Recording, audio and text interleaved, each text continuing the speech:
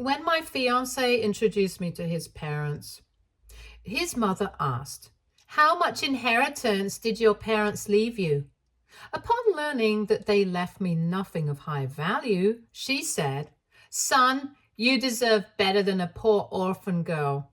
3 years later, I ran into them at a millionaire's party. "Who invited you here?" My next words left them stunned. Hello, guys. Want to know a story about prejudiced in-laws who got what they deserved? Well, I have one for you. This happened to me about a year ago, and seeing all these crazy in-law stories has reminded me of it. I am sure you will love the revenge I got against my mother-in-law Tina and father-in-law Greg. Let me start by saying that all names are fake, and sorry about that. I will call myself Lucy and my husband Jake. Jake and I actually met at a big law firm where we both worked. He is actually a big shot lawyer while I worked as an accountant at his firm. I'm calling it his firm because it was owned by his maternal grandfather, who was also a lawyer. In fact, a good number of people in his family were lawyers or had a degree in law. You can say that he comes from a very wealthy and influential family. His grandfather actually owned several businesses and was a wealthy man. You can say that his parents were somewhat wealthy through his grandparents. Now, I should inform you that I never met Jake's family before we got engaged. We had a relationship for 3 years, after which we moved in together. Jake proposed to me shortly after, and I said yes. Once we were married, Jake finally relented and took me to see his parents. Some of you may think that Jake not taking me to meet his family before was a red flag. Maybe he was just ashamed of me. Well, no, it wasn't like that.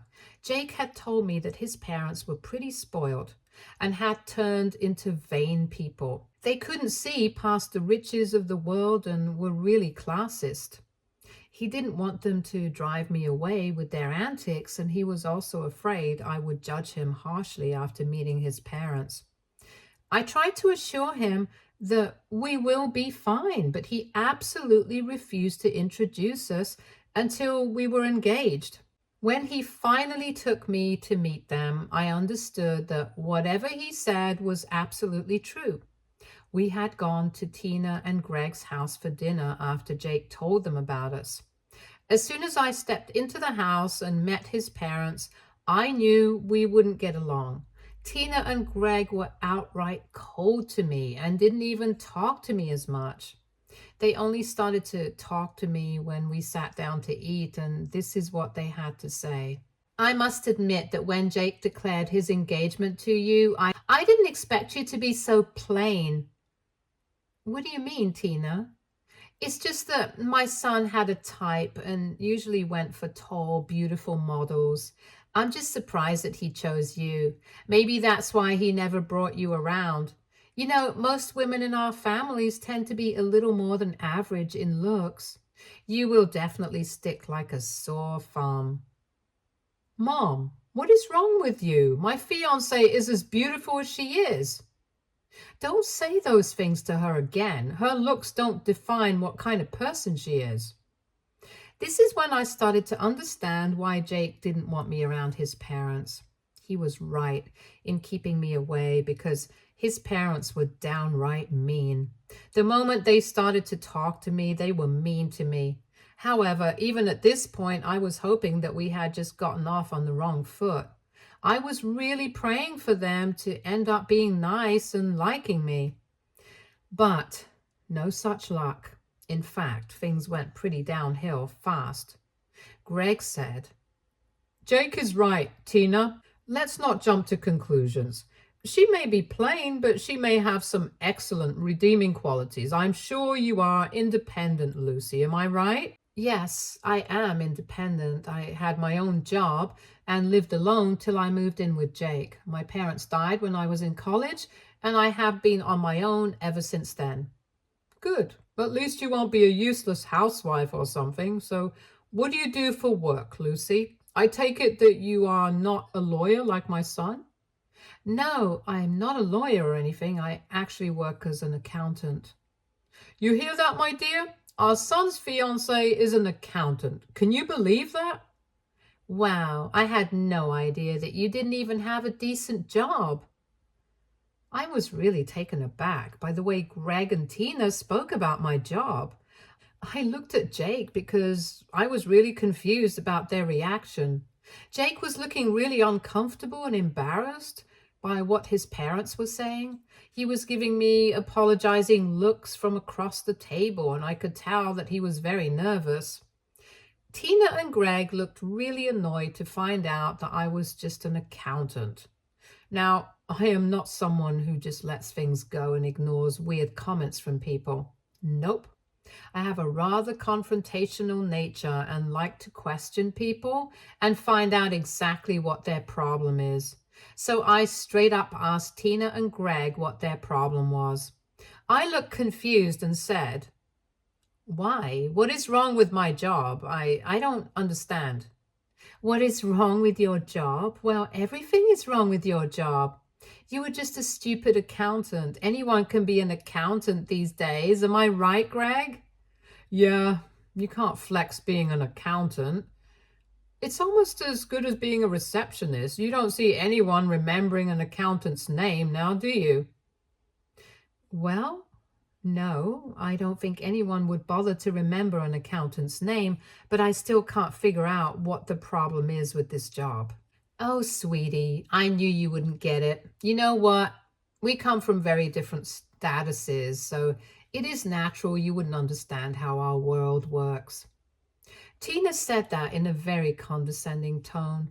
Greg and Tina had a patronizing nature and always tried to look down on people. I understood that much at the first meeting itself. I had noticed how they had behaved with their housekeeper and the cook who made our food.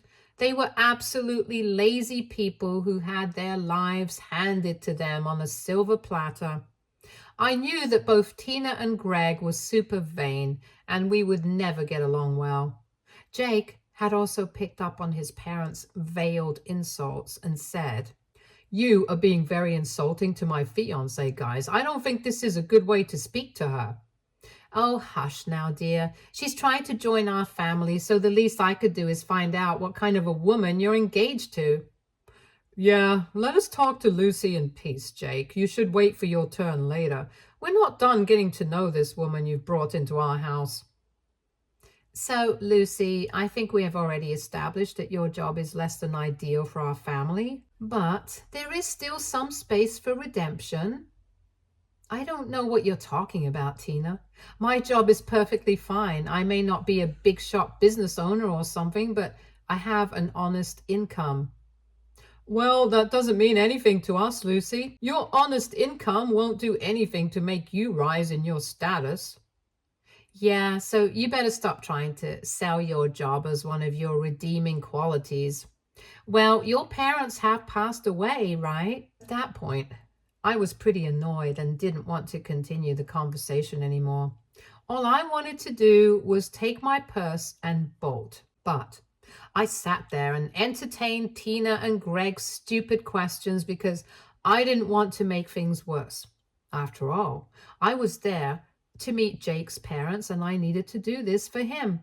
So I barely controlled my annoyance and decided to answer their stupid questions. I was a little weary because they had started to ask about my parents. Now, insulting me was one thing.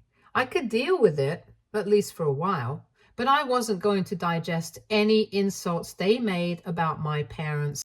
So I was a little skittish as I said, "Yes, my parents are no longer with us." "Excellent. So they must have left you something, right?" "Yeah, everyone's family leaves them a good inheritance. So how much inheritance did your parents leave you, Lucy?" "Actually, they didn't leave me anything of much value." "What? Your parents didn't leave you anything? Were they unemployed or something? They must have had some source of income. Why didn't they leave you anything?" "Well, they were pretty sick in their last days, and a lot of their money was spent on their medical bills. I tried to do everything to make sure they lived, so when they passed, they didn't have much left." It was true, guys. My parents were so deep in medical debt that they couldn't leave anything to me. They had pretty decent jobs and good savings, but all of it was gone in an effort to save them. They wanted to leave some money to make sure I was comfortable, but I fought with them and made them spend it on their care. I'm glad I did because I live easier knowing that my parents passed away comfortably and were well taken care of when they were at the hospital and care homes. It was the least I could do for the two people who sacrificed a lot to raise me. I never lamented about the fact that my parents left me no money. I didn't need to be rich to be happy, and I was content with my life. But apparently, that was a problem for Tina and Greg because they looked shocked and offended by what I said. Greg literally said, "What? So your parents selfishly spent all their money on themselves and left nothing for you?" Excuse me, Greg? I don't appreciate you talking about my parents like that. No matter what, they were great parents, and I am forever grateful to be their child. Of course, you would think they were great parents, but we cannot imagine leaving our child with nothing. Well, that is your opinion, but I'm not going to sit here and tolerate you speaking bad about my dead parents. I'll be very blunt and say that you two have been nothing but insulting to me today, but I still try to be civil. I will not tolerate you speaking badly about my parents. You have a big mouth on you, don't you, Lucy? That's all you are. You can act all high and mighty, but you are just a stupid little accountant with no future. Dad, that's enough. You're crossing your limits.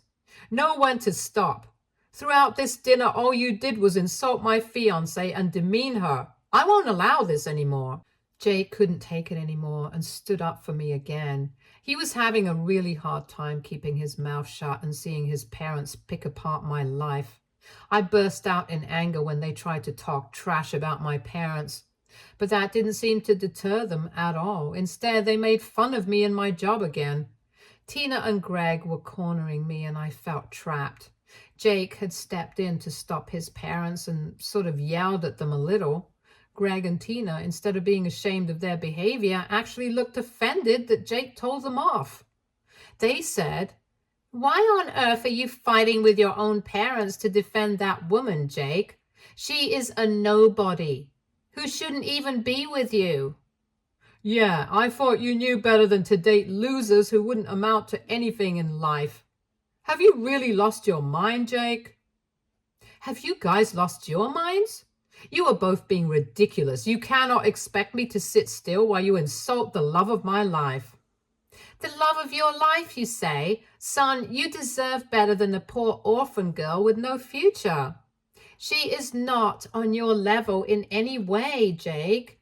You can get a far better woman if you look around a little. I don't need a better woman, Mom. I am content with my fiancée, and she is the one I'm going to marry. This is just unacceptable, Jake. We cannot allow or bless this marriage. She is not the ideal daughter-in-law for our family. You will be dragging your name through the mud if you marry her. There is still time, Jake. Just break off this engagement and find someone else. We can find some lovely women for you if you want. My friends have a lot of beautiful and rich daughters. Can you believe this, guys? This woman was literally trying to lure Jake by telling him tales about her friend's rich, beautiful daughters. She literally asked him to break his engagement and fool around till he found someone that they would approve of. I thought I was hearing things, but Jake stormed at his mother and confirmed that she had indeed said what I had heard. I simply shut my mouth and sat there, stunned, while Jake started to yell at his parents, saying, "Stop! Stop right there, Mom. I am not doing what you want. I am going to marry Lucy, and that's final. Don't embarrass me by saying these things." You are the one who's embarrassing us, Jake. Our family has a good name in this city. You cannot just do whatever you please. This is my life, and I will do whatever I please. That doesn't give you the right to tell me to break my engagement and find someone else. Well, you brought your fiancé here to get our approval. And we gave you our honest opinion. You are our son, and it's our duty to look out for you. I didn't bring my fiance here to get your approval. If I wanted your approval, I would have asked for it. I brought her here in the hope that you will be happy for me and bless our marriage. Oh, no, no, no. We won't be doing any of that. This marriage will not happen. Yeah, if you marry this useless woman, we will have no contact with you anymore. So, you want to go no contact with me if I marry Lucy? Fine then, so be it. I don't want judgmental and prejudiced people like you around my wife anyway. I don't know if Greg and Tina were bluffing about going no contact with Jake if he married me. They looked pretty serious when they said it. They had probably expected Jake to give in to their demands and leave me. But he shocked them by saying that he would gladly stay in no contact with them and protect me. I must say that it got my heart beating faster. I was in complete awe of my fiancé when I saw that he was willing to sacrifice his relationship with his parents for me. It wasn't something I had suggested. He came up with that decision on his own. His parents were also surprised, and it was written all over their faces. But they were proud, stubborn people, so they did not change their minds once Jake said that he won't change his. That effectively ended the dinner on a sour note, and we immediately left the house soon after. Once we were back in our apartment, I started to feel a little bad about what happened. Don't get me wrong, guys. Tina and Greg are absolutely horrible people, but they were more horrible to me than to Jake. I didn't want Jake to lose out on a relationship with his parents because of me. I had lost my own parents and knew what it was like to be an orphan. Jake at least still had a choice, so I said to him, "You might want to reconsider going no contact with your parents, Jake." "Are you asking me to end our engagement and break up with you?" "Well, no, I just feel bad that you're losing your parents because of me." "Listen to me, Lucy. They are the ones who came up with an ultimatum. I simply made the choice that was best for us. You are not responsible for this, Lucy." "Still, if there is some way we could make them understand."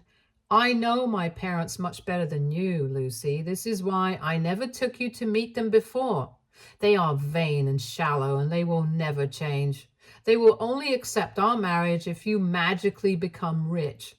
I don't think having them around would be a good idea anyway, and I'm not sacrificing my own love for them." Jake gently explained to me that he was never that close to his parents in the first place. He was right about the fact that they were the ones who gave him an ultimatum and made some inappropriate suggestions about breaking up with me and dating around. After all this, anyone would feel offended and insulted. I was feeling very guilty about the situation, but Jake reminded me that I wasn't in any way responsible for their prejudiced behavior. A year passed and our wedding happened. We sent invites to his parents and asked them to join us on our wedding day. It was a courtesy from us and a sign that we were leaving the door open. We gave them a chance and they blew it. They immediately RSVP'd no and sent Jake a lengthy message about how disappointed they were that Jake essentially chose me over them. That one stung because they were essentially blaming me for taking their son away from them. It wasn't in my head, guys. Tina and Greg actually found me on social media and sent me a lengthy message about how I was a middle-class girl who didn't belong in their society. They also said that I would be very unhappy because I had trapped and taken away their rich son from them.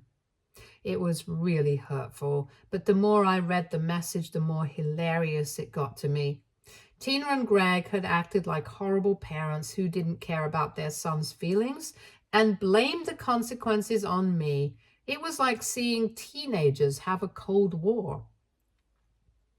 Anyway, 3 years passed and a lot of things changed in our lives. We had a wonderful wedding without Greg and Tina, and although they ran a smear campaign against me, most of Jake's family members showed up to the wedding, including his rich grandfather. He is very important to the rest of the story because he was the one who changed my life. His grandfather became very close to us and was exceptionally critical of Tina and Greg because of their actions.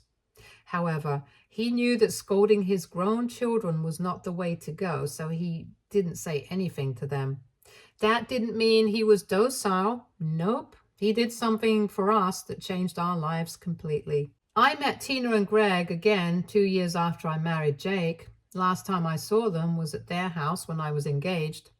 In the past 3 years, they refused to attend events, which we were invited, so we didn't have a chance to meet again. I should also admit that I got really busy with my new job and was living in a different city with Jake, so we didn't see my in-laws much anyway. Tina and Greg were attending the same party that me and Jake were invited to. We had no idea that all four of us were invited. I don't think the host knew much about our history and probably thought it wouldn't be a problem. Anyway, I accidentally came face to face with Tina and Greg at the party, even when there were like 100 people around. They took one look at me and their faces grew cold. They said, "What on earth are you doing here?" "Yeah, who invited you here?" "No hellos or how are you?" "Well, okay. I believe the person who invited you has also invited me here." "The host invited me, guys? What kind of a question is that?" "I don't believe that at all. This party is hosted by a millionaire, and you definitely do not belong in his world." "What happened, Lucy? Did you lose your precious little accounting job and open a catering business? That's the only reason I see you being here." I laughed a little when Greg and Tina tried to intimidate and insult me. A few years ago, they would have been right in assuming that I had no business being in a billionaire's party. But my circumstances had changed and I was indeed a part of the millionaire circle. But Greg and Tina had no idea about it. So they made an assumption that I was probably catering for the event. No problem in that, but I didn't like the way they assumed that it was the only thing I was good for. I still laughed because I couldn't believe how ridiculous they were being. I said, "Oh, you are highly mistaken, guys. I am not here for my catering business or anything. In fact, I don't even have a catering business." "Then how did you get an invite here? This is a highly exclusive party." "There are like 100 people here, so I don't think so." "Don't act smart with us, Lucy. This is a big party. Don't tell me you stole someone's invitation and came here." "Why would I do that when I have received a custom invitation for me and Jake?" As I said that, I noticed Jake walking towards me. Tina and Greg immediately straightened up and waited for their son to greet them, but Jake simply snaked an arm around and looked at them in contempt. Then, without any polite greeting, he said, "What's going on here?" "Oh, so you were the... Oh, so you were the one who's been invited to the party. I see it now. My lawyer's son got an invite and brought you along as a plus one. That makes sense." "Nope, that is not true at all. Lucy got her own separate invitation." "What? How did you receive an invite? I don't believe it." "I would say that I got an invite because I am one of the host's business partners." Tina and Greg looked shocked when I told them that I happened to be a business partner of a billionaire. You can only imagine their surprise when they heard that a simple accountant like me was able to make a connection with a billionaire and get invited to his party. They were completely gobsmacked and said, "What? That is impossible. You're lying." "You cannot expect us to believe that you work with such a big businessman." "Why not, guys? Because I used to work as an accountant? Yeah, well, those days are behind me now, although I will say that those skills do come in handy sometimes." "Where on earth did you even get the money to become someone's business partner? This is impossible." "Well, you have to thank your own father for that, Tina. He is the one who helped by giving me a big part of his business and allowing me to run it." Tina had no idea that her father had given me a part of his business. I always had the dream of opening up my own accounting firm. I know some of you may find this stupid, but I wanted it because that's what I was good at anyway. I had the passion and the drive, but didn't have the financial means. Yes, my husband could invest in my business, and he did a little, but he didn't have that kind of money lying around. When I told Jake's grandfather about my little dream, he told me that he had an accounting firm already, but needed someone to take care of it. His grandfather owned multiple businesses, and this was simply one of them. It was pretty successful on its own, but I used my own skills and knowledge to make it better. Now it makes more money than it made before. It was a big gift for me, a gift which Tina didn't like because she said, "What? You managed to swindle a part of my father's business? Oh my God, Jake, tell me this isn't true." "I won't call it swindling, Mom. Grandpa happily offered her the money because she actually recognizes a good woman and doesn't have a prejudiced heart. Besides, she proved him right by actually making the business more successful, and she did that in 3 years. This is impossible. This cannot happen. That accounting firm was supposed to be my inheritance." "Well, not anymore, because it has been completely transferred to my wife's name. As for me, I already got Mom's share of his law firm, so it looks like there's nothing left for you two anymore." No, this can't be true. This simply cannot be true. My dad cannot do this to us." "Well then, why don't you call him and ask? I'm pretty sure that he'll give you your answers." Tina and Greg knew that we weren't lying to them. One thing about Jake is that he never lies. He is a straight talker just like me. His own parents knew that very well. They didn't have to actually call his grandpa to confirm what he had done.